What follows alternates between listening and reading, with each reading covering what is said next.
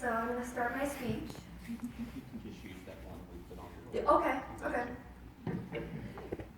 Cool. All right, we're good. All right. So, hi, I am Bree Bogucki, and I am so excited to be here today. For the last few years, all I wanted was to come to Atlanta to visit my friend Kate in the world of Coke. I honestly hoped that one day I could come and see all of you. So, why is the world of Coke on my bucket list? Well, besides the obvious that it's the world of Coke, with a cool polar bear, which I got to meet him yesterday. So excited. And all the different Coke flavors from around the world. I do have another reason. You see, back in 2015, I was blessed and honored to be chosen to work with Coca-Cola on a unified project called Reach Up. I was selected because I am a Special Olympics athlete and also a singer. It was a dream come true and an experience that not only changed my life, but gave me memories that I will never forget. The Reach Up project brought together Cody Simpson, Mark Roberge, along with the band OAR, to work with Madison Tevlin and myself. In addition to those amazing people, I had the opportunity to work with some wonderful Coca-Cola employees who I now call friends. Woo! So I don't have everyone because I'm friends with a lot of people from Coke here, but these are just some of the photos that I do have. So, I feel so powerful with this. All right. While working on the Reach Up project, I celebrated my 18th birthday, and I wanted to say thank you to everyone who was here and made me birthday cards. Bing. Wow. Those cards and all of your good wishes truly meant the world to me. I want you to know I still have every one of them and keep them close to my heart. Madison and I were lucky enough to work with some amazing people and have some incredible experiences. We were able to show the world that people with intellectual disabilities can do some pretty great things. That is my dream. I want to advocate for those who are different. I want the world to see all that we can do and not focus on what we cannot do or all the ways that we are different from one another. That is why I chose to open my presentation by singing The Sound of Silence. I chose to use the music from the most recent version of the song, the one by the band Disturbed. I have fallen in love with that version, and it truly inspires me, along with the original lyrics by Simon and Garfunkel. Unbelievably, silence has been a very much a part of my life. That is because I have autism, and for the first 6 years of my life, I did not talk much. I was what they call speech delayed, and I struggled with communicating. My mother often cried, thinking that we would never be able to have a real conversation. She would talk, but I would never answer her. Or I would have something called repetitive speech. So she would say, "Hey Bree, do you want some milk?" And I go, "Milk." I would never actually answer, "Yeah, I want milk," or "No, I don't want milk." And that went on for quite a few years. In addition to that, I have sensory issues, which means the information coming in through my senses is all messed up and I hear sounds very loudly. When this happens, the sound can actually hurt my ears and causes me a great deal of anxiety. Therefore, I prefer silence a lot. Living with me can be difficult because I am constantly turning off the TV and asking people to be quiet. The good news is over the years, I have received a lot of different therapies, which has really helped me to adapt and better communicate. I went through years of speech therapy and occupational therapy.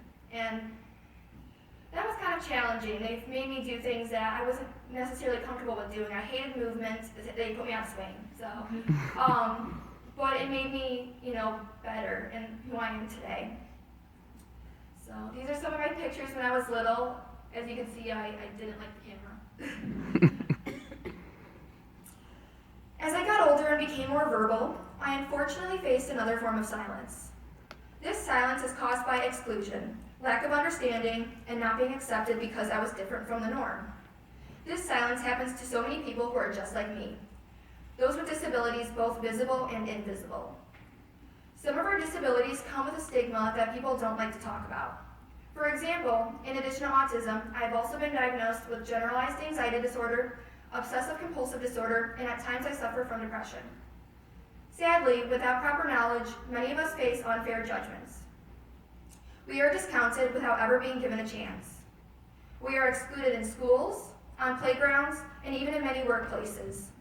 That is why today, being here with all of you is so important. By being allowed to share my story, I am hoping that, like in the lyrics of the song I sang, you will hear my words that I might teach you. Having been given this amazing opportunity today, I truly hope we can talk, listen, and learn about each other. By doing so, we will be demonstrating to the world what it's like to be truly unified. Working together, we will be the example that others can learn from. Now, I would like to tell you a little bit about my journey out of the silence. I am the youngest of 3 children, and for years, I had watched my older brother and sister play with friends and participate in sporting events. When I tried to do those things, it did not work out so well for me. That was until I learned about Special Olympics. Before I became a Special Olympics athlete, I didn't play sports. I wasn't involved in any extracurricular activities, and I didn't have many friends. Outside of my special education team, a lot of people didn't understand how to work with me. All throughout elementary school, I was mainstreamed with a one-on-one aid. Being mainstreamed allowed me to be challenged and kept me among my peers, which was really great. Unfortunately, because I did have an aid and received special education services, I often felt like I wasn't accepted or included, or that there was always and I always felt like there was something wrong with me. There are also times that I was teased because people didn't understand some of my behaviors.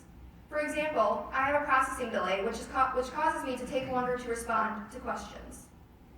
Lots of times, people misunderstood that for me being rude.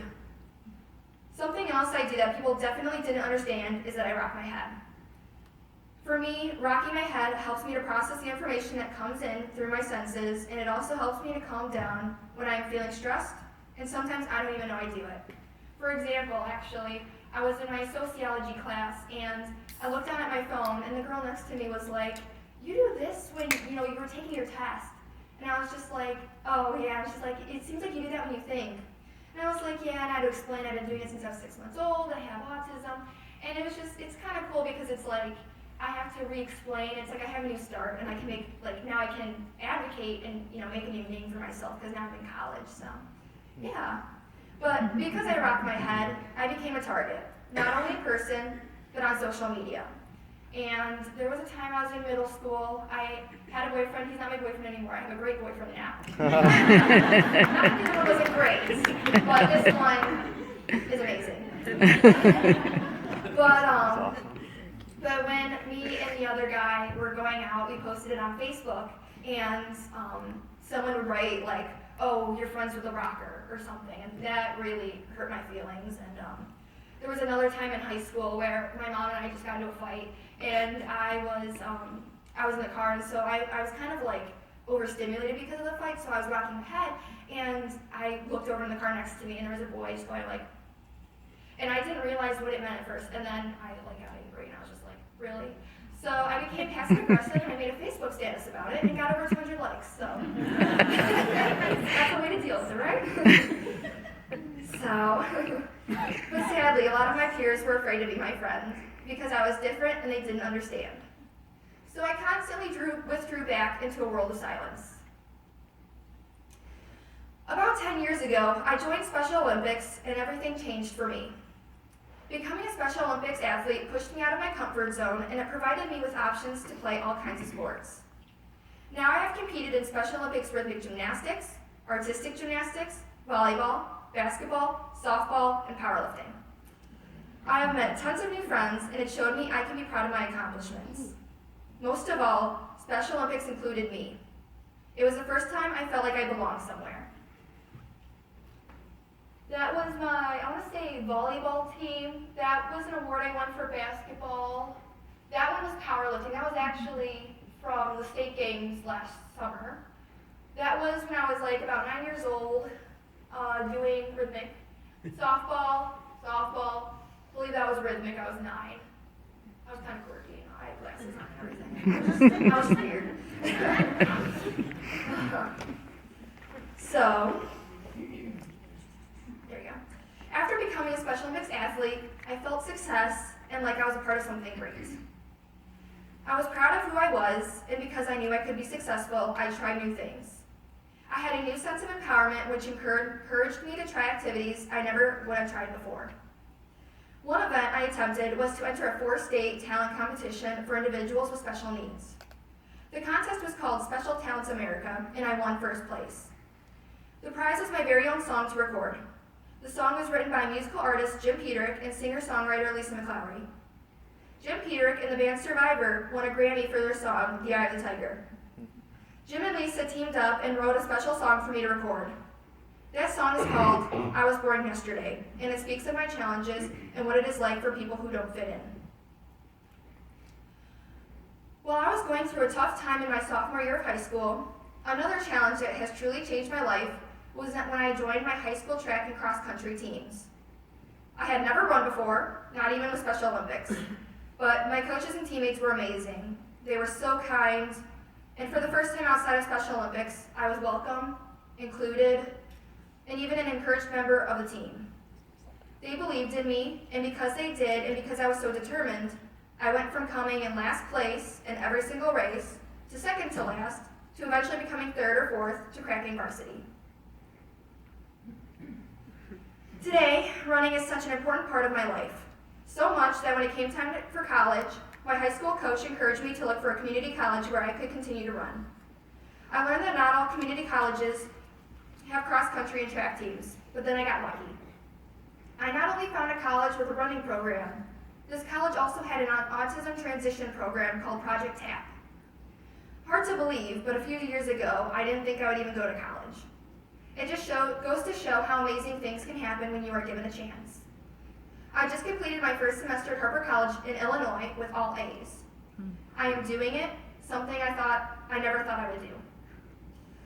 Plus, I am running on their cross-country and track teams. Once again, I have understanding and encouraging coaches and teammates. This past fall, the Harper Hawks men and women's cross-country teams became the NJCAA national champions in Canada. I'm not sure what this place is called, but it's in New York. I don't really know. I probably should know it. So being on a national championship team was something that never entered my mind at all. I went from never running, I hated running 12-minute miles, to now becoming a runner and now running 6 flat miles. You know, wow. But not only was I on a national championship team, but I made All-American. In that race, I came in 12th place out of 116 runners, and the top 15 are considered All-American. This is an example of what can happen when people with disabilities are accepted, included, and not discounted just because we have challenges. We just want to be like everyone else. We just want to be given a chance. So much of my success began after I joined Special Olympics. In addition to all the opportunities and athletic skills I have obtained, Special Olympics also provides me with leadership skills. As a global messenger, I learned to continue challenging myself by giving speeches, volunteering, and working with wonderful police officers in the Special Olympics Torch Run program. I actually have a very funny story about that if I have time. We had this torch run, and so it was like the whole thing was about 18 miles. I started out running, and I was just supposed to run from one town to the end of that town. I ended up running from that town to another town, which was like about 15 miles. And then I decided to do it again, but this time do the whole thing. So there was a place called Lake Barrington. I ran all the way to a town called McHenry, which was 18.48 miles, I believe is what my watch said. I was like, okay, that was fun. But my high school coach ran it with me, and he was a little bit like, slow down, slow down. I was like, I gotta go, I want to go. But yeah, Special Olympics has so many awesome programs, and I'm so thankful for them. And but yeah, and I just I hope to educate others on all that, all those with disabilities, what they can do, and I hope that everyone will give us a chance. I am very grateful for all the support that Coca-Cola gives to Special Olympics. They are friends to all of us who have different challenges in life. I am honored to be here today and to have been a part of one of the amazing unified projects that Coca-Cola developed for Special Olympics. Those projects are educating the world to look beyond a disability or a challenge and to hopefully see the person. After all, that is what we are. We are people. We want what everyone else wants. We want friends, success, to be accepted, and we want to live a happy and meaningful life. We want to do things and strive to accomplish goals. We are not our disability. Our disability is only a challenge that we have. I am so thankful for these opportunities and to no longer have to live in silence. In closing, I just want to say that I know Coke is way better than Pepsi.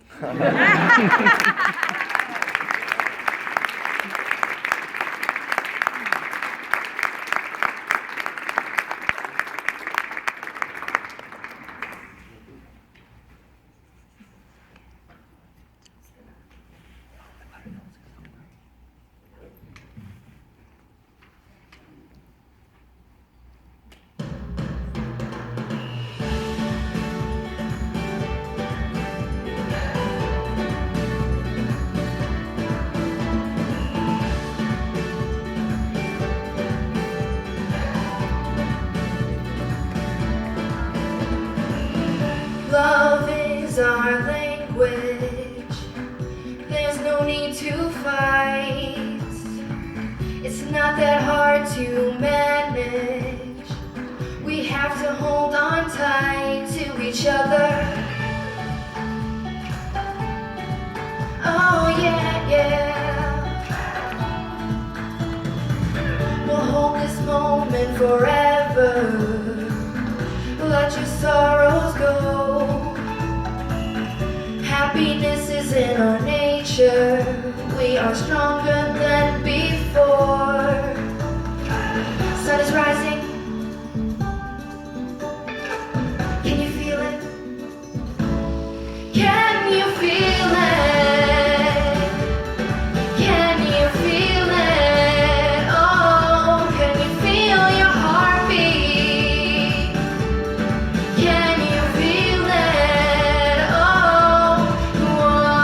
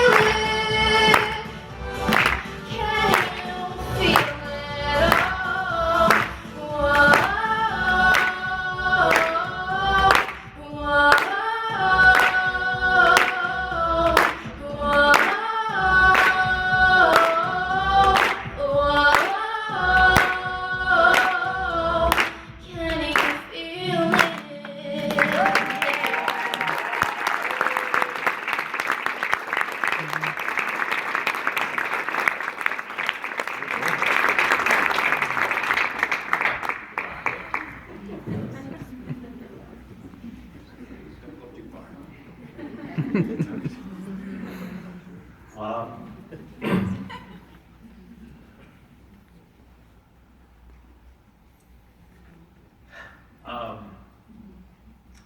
So we're going to do a Q&A with Bree so that you can,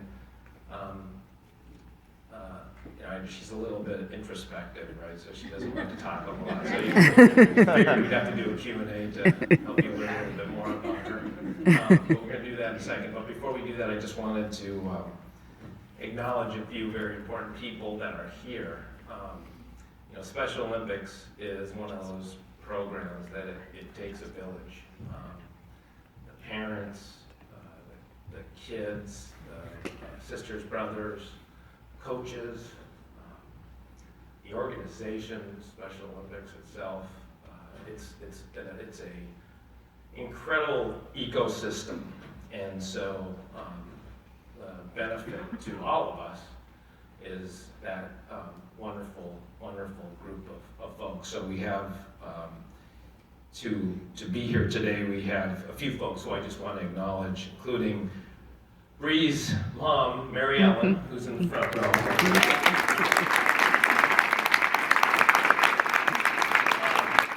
We also have Evan Hodge and Marty Hodge, Evan's mother. Evan is participating in the Austria Games. Is Evan here? There's Evan.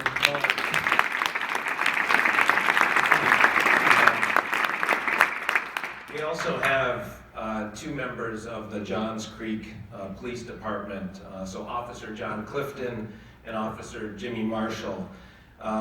These folks they're solo board members, but I think more importantly, those of you who might be familiar with the law enforcement torch run, which is a benefit for all of the Special Olympics programs around the world, right? It's a worldwide program, but done in local communities. And the service, our officers, our men and women who sit on the front lines devote so much of their time to this wonderful organization. And I've seen the torch relay in lots of different cities, and it doesn't happen without the support of our police officers. So thank you.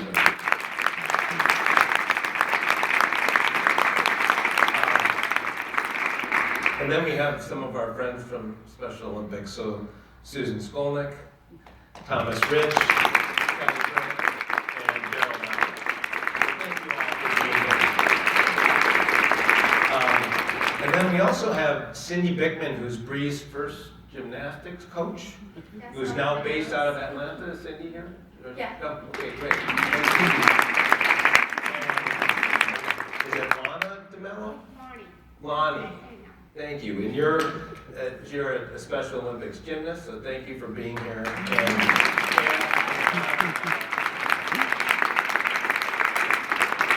you for being here. All right, Bree, let's go have a seat. I'm going to go sit in the far end. You can sit in front. We'll do a Q&A. Come My on. first question though is, can I keep this? Absolutely.